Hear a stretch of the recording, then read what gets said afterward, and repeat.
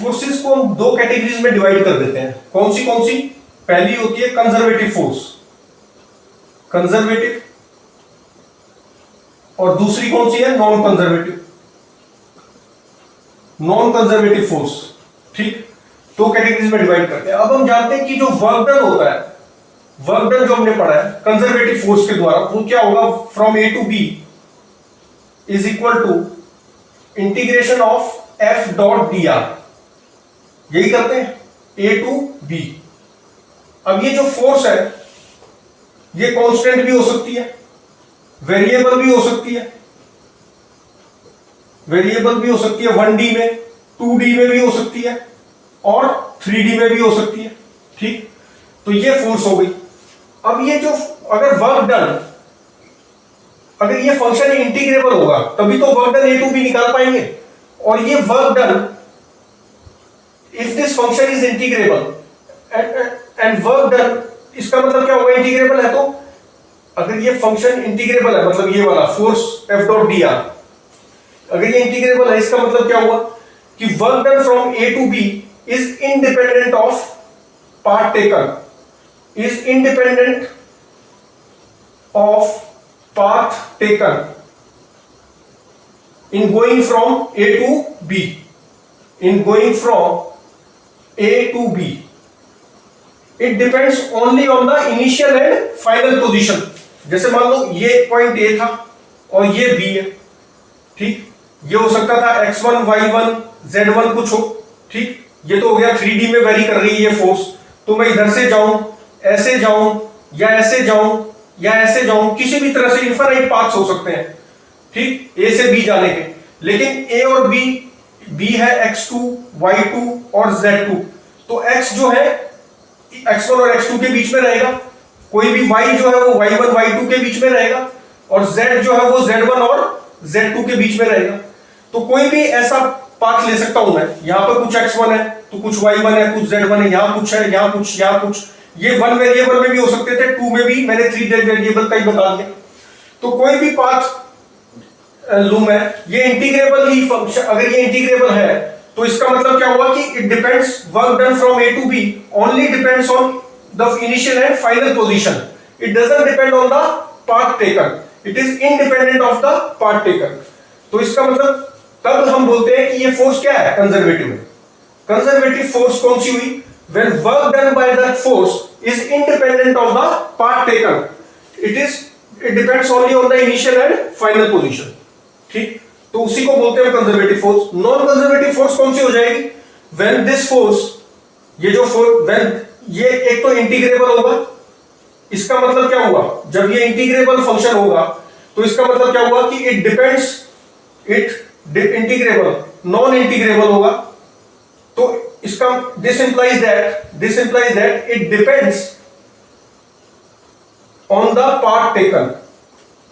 It depends on the path taken. हम ये नहीं कह सकते कि ये independent of the path taken है। तो नॉन कंजर्वेटिव फोर्स में क्या होता है? Work done from A to B depends on the path taken and it will be non integrable होगा। तभी हम ये बोल सकते हैं कि कोई पर्टिकुलर पाथ होना चाहिए जिसपे ये वर्क डन हमें निकालना है। हर पाथ के लिए अलग वर्क डन आएगा।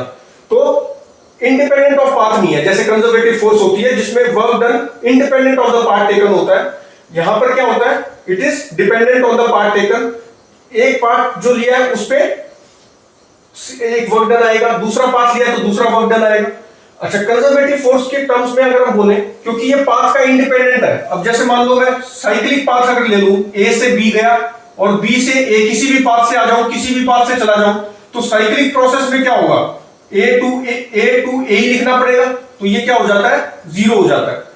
तो कंजर्वेटिव फोर्स के केस में work done from A to B in a cyclic process is zero.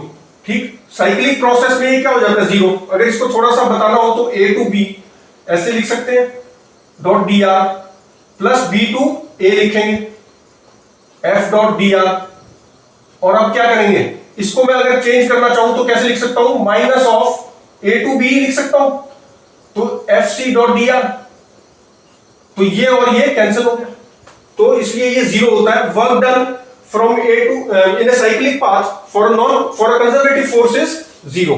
But for this non conservative force work done in a close path is not zero, उसमें zero नहीं होता क्योंकि path dependent है।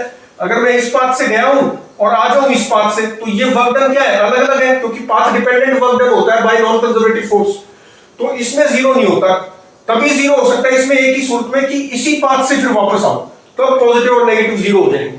अगर path मैंने change कर दिया वापस आने का, जिससे गया उससे दूसरे पाथ से आया हूं, तो फिर वर्क डन जो है वो जीरो नहीं होता। और ऐसी फोर्सेस को क्या बोलते हैं, नॉन कंजर्वेटिव फोर्स, जिसमें work done in a cyclic process is not zero, it is zero only when the path is retraced. ठीक, तो ये था। अब इसके कुछ एग्जांपल हो सकते हैं। अब ये इंटीग्रेबल होगा तो वो कंजर्वेटिव फोर्स ही है। तो कंजर्वेटिव फोर्स के कैसे एग्जांपल हो सकते हैं, जैसे मैंने बताया फोर्स कांस्टेंट भी हो सकती है, वेरिएबल भी हो सकती है। तो कांस्टेंट का क्या एग्जांपल ले लेते हैं, जैसे मान लो F जो है मेरा हो गया 2i + 3j, ठीक, और dr क्या होता है मेरा, dr क्या होगा, dr होता है dxi + dyj और dzk, ये होता है।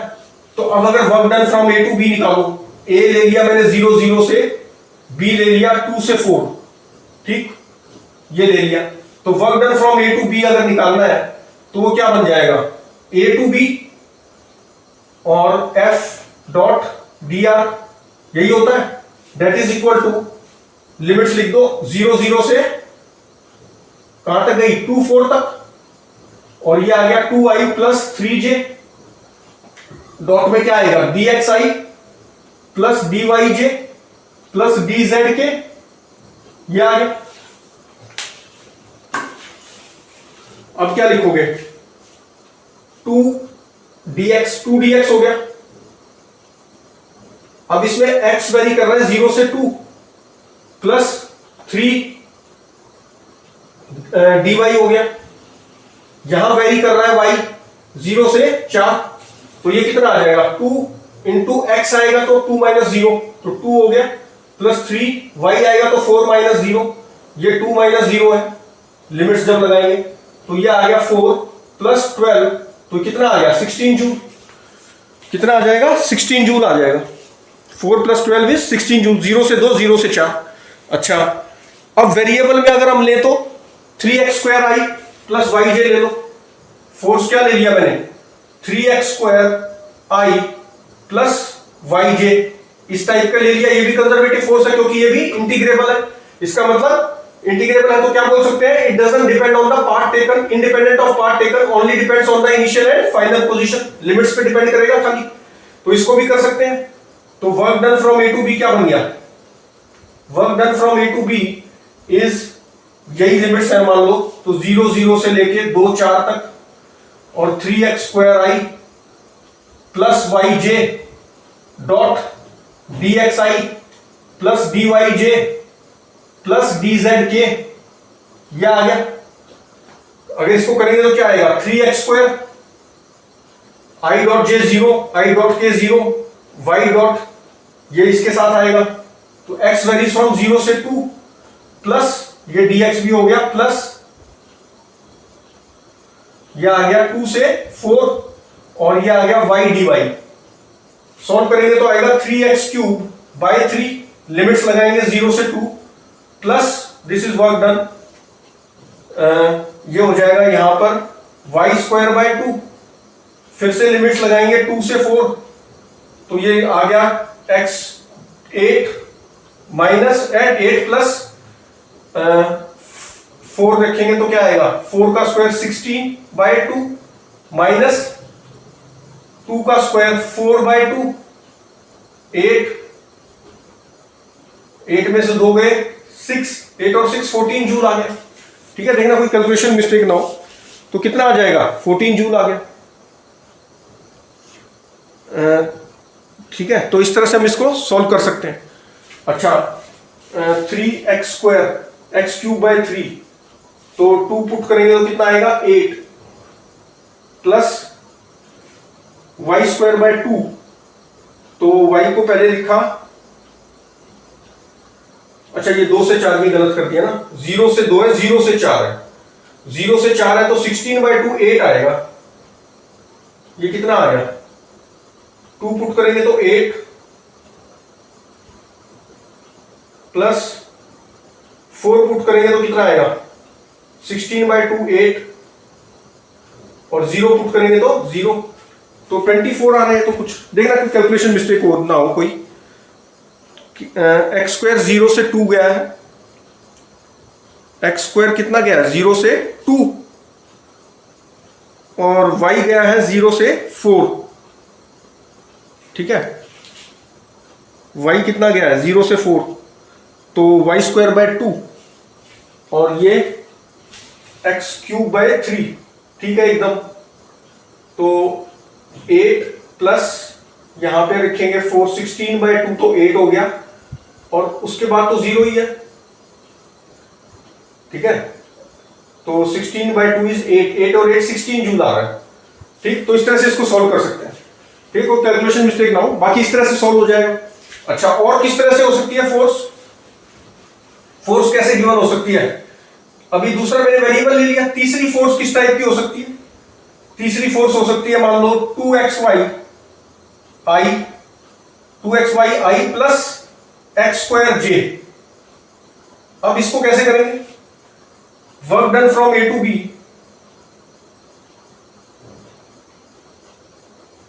वही अपना 0 0 से 2 4 और F आ गया कितना 2xy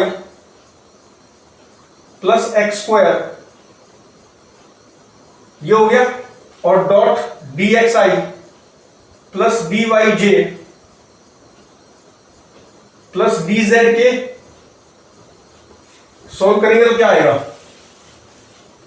2xy, तो ये हो गया 2xy dx प्लस 0 से 0 0 से 2 4 और प्लस आ गया x² dy, और ये वेरी करेगा y, कहां से y वेरी कर रहा है, x और y दोनों ही है इसमें, तो 0 0 से 2 4 ऐसे ही करेगा ना, 2xy dx plus x² dy। तो इसको ना इकट्ठा ही लिख लो, इकट्ठा ही। ऐसे केसेस में क्या करते हैं हम, इकट्ठा लिख लेते हैं, ऐसे ऐसे हो गया। ठीक, तो अगर हम देखें कि फंक्शन क्या था x² है इज इक्वल टू z, अगर मैं मानूं तो ये हो सकता है differentiating both side with respect to, differentiate करो इसको विद रिस्पेक्ट x², डिफरेंशिएट करेंगे तो क्या आएगा x² dy plus y 2x is equal to dz। तो देखो x² dy प्लस 2xy, और यहां भी तो लिखोगे y तो ऐसे का ऐसा 2x dx भी आएगा, तो ये इज इक्वल टू dz हो गया। डिफरेंशिएटिंग बोथ साइड्स किया है, तो x² dy मिल गया, 2xy dx मिल गया, तो ये पूरा क्या हो गया dz हो गया। अब लिमिट्स भी पुट कर दो, x को 0 y को 0, तो z कितना आ रहा है 0, फिर x को 2 4 और y को 4, तो ये आ गया 16, तो आंसर कितना आ गया 16 जूल। तो एक्चुअल में ये वाला जो इंटीग्रेबल हमने किया ये थोड़ा सोच के करना पड़ा।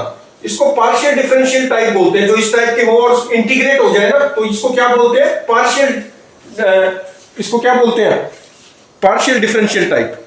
अच्छा, इसमें ट्रिक क्या है इसको सॉल्व करने, पार्शियल इंटीग्रेशन कर दो with respect to x, coefficient of i का जो है, कोफिशिएंट ऑफ जो i है इसको पार्शियल इंटीग्रेट करो विद रिस्पेक्ट टू x, इसको पार्शियल इंटीग्रेट करो विद रिस्पेक्ट टू y।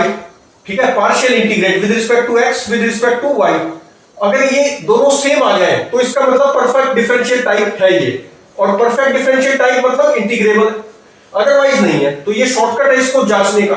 अब देखो, इसको अगर मैं पार्शियल इंटीग्रेट करता हूं विद रिस्पेक्ट टू किसके, x के, कोफिशिएंट ऑफ i को x के रिस्पेक्ट में करना है, तो 2 partial differential integrate with respect to x, तो y जो है 2y जो है वो कांस्टेंट हो जाएगा।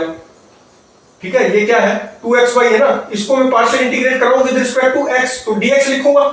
अब ये जो y है ये कांस्टेंट हो गया, तो 2y तो बाहर आ गया और ये हो गया x²/2, तो आंसर कितना आ रहा है x² y आ रहा है। अब इसको पार्शियल इंटीग्रेट करके देखो with respect to y, partial integrate जब इसको करोगे विद रिस्पेक्ट टू y मतलब dy लूंगा, तो अब इसको इंटीग्रेट करोगे विद रिस्पेक्ट टू वाई, तो एक्स स्क्वायर क्या होगा, कांस्टेंट, पार्शियल इंटीग्रेट कर रहा हूं ना, तो ये पार्शियल इंटीग्रेशन में तो एक्स क्या है, कांस्टेंट ट्रीट होगा, तो बाहर आ गया। इंटीग्रेशन ऑफ डी वाई का बन गया वाई, तो देखो सेम आ रहे हैं, तो अगर सेम आ रहे हैं तो परफेक्ट डिफरेंशियल टाइप है और ये सॉल्व होगा, और जो भी आंसर आया है उसी को z मान लो, तो ये सॉल्व भी हो जाएगा। तो ये शॉर्टकट हो गया पार्शियल डिफरेंशियल टाइप चेक करने का। अगर ये आ जाए सेम इनके, partial integration with respect to x कर दो कोफिशिएंट ऑफ i को, और partial integration of with respect to y कर दो कोफिशिएंट ऑफ j को। अगर k होता तो उसको भी पार्शियल इंटीग्रेट कर देते with respect to z coefficient of k को। तो अगर ये सबका सेम आ जाए इसका मतलब ये इंटीग्रेबल था, तो ये इंपॉर्टेंट था। अच्छा, ये हो गए हमारे सारे एग्जांपल किसके, कंजर्वेटिव फोर्स के लिए, सारे इंटीग्रेबल हो गए। अब अगर मान लो मेरा फंक्शन हो force is equal to 2yi, अब कैसे इंटीग्रेट करोगे, work done from A to B कितना होगा, a टू b, और f हो गया 2yi, और dx हो गया, डॉट हो गया dxi plus dyj plus dzk। तो क्या इसको इंटीग्रेट किया जा सकता है, नहीं हो सकता, क्योंकि ये क्या आएगा, डॉट प्रोडक्ट जब कर देंगे तो ये आएगा a to b 2i dx, बस यही आया, i j डॉट j तो जीरो, ये भी जीरो, तो 2i dx। अब y जब तक ऐसे फंक्शन ऑफ x नहीं पता होगा या पार्शियल डिफरेंशियल टाइप है तो वो नहीं पता होगा, तो ये इंटीग्रेबल नहीं है। इंटीग्रेबल नहीं है इसका मतलब क्या बोल सकते हैं हम, कि ये पाथ डिपेंडेंट है, किसी एक पर्टिकुलर पाथ के लिए फंक्शन अगर गिवन होगा तो उस पे ही इंटीग्रेट होगा। ठीक, तो एक पाथ के लिए एक आंसर आएगा, दूसरे पाथ के लिए दूसरा, तो ये पाथ डिपेंडेंट फंक्शन हो गया। और ये हो गई फोर्स। ऐसी फोर्स कौन सी होती है जो पाथ डिपेंडेंट होती है, वो नॉन कंजर्वेटिव। तो work done by non conservative force we can not calculate, क्योंकि इंटीग्रेबल नहीं होता फंक्शन। तो ये एग्जांपल किसका हो गया, नॉन कंजर्वेटिव फोर्स का हो गया। इस तरह से हम इसको सॉल्व कर लेते हैं, ठीक है। और करेंगे अब इंपॉर्टेंट रिलेशन करेंगे between conservative force and potential energy का नेक्स्ट वीडियो में। अब पोटेंशियल एनर्जी और नॉन कंजर्वेटिव फोर्स का तो रिलेशन हो नहीं सकता। क्यों नहीं हो सकता, क्योंकि वर्क एनर्जी में हमने पढ़ाई था, क्योंकि ये पाथ डिपेंडेंट होता है तो कैसे रिलेशन होगा, हर पाथ का अलग रिलेशन तो निकाल नहीं सकते। कंजर्वेटिव फोर्स में पाथ इंडिपेंडेंट होता है, इसलिए हम रिलेशन निकाल सकते हैं कंजर्वेटिव फोर्स और पोटेंशियल एनर्जी में। This will study in next video.